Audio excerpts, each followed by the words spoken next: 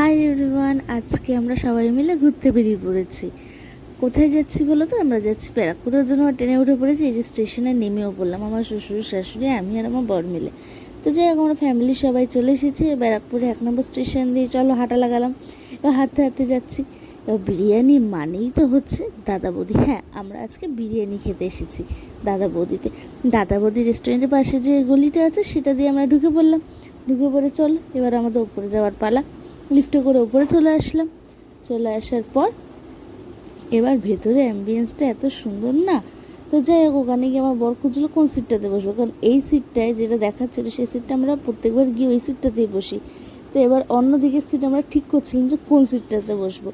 তো যাই হোক, যেহেতু ফাঁকাও ছিল সেজন্য আরও প্রবলেমটা হয়নি, ভিড় থাকলে তো সেটা সম্ভব হয় না।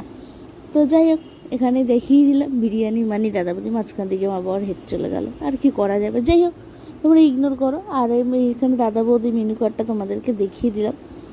তো আমরা গিয়ে অর্ডার দিয়েছিলাম হচ্ছে স্পেশাল মাটন বিরিয়ানি আর হচ্ছে নর্মাল মাটন বিরিয়ানি। তো এই হচ্ছে, আর তার সাথে জল তো ছিল, এগুলো অর্ডার দিয়েছিলাম। তো তোমাদেরকে দেখিয়ে দিচ্ছি। এই যে এখনও আসেনি, আমরা অপেক্ষায় বসে আছি কখন বিরিয়ানিটা আসবে। আহা আহা।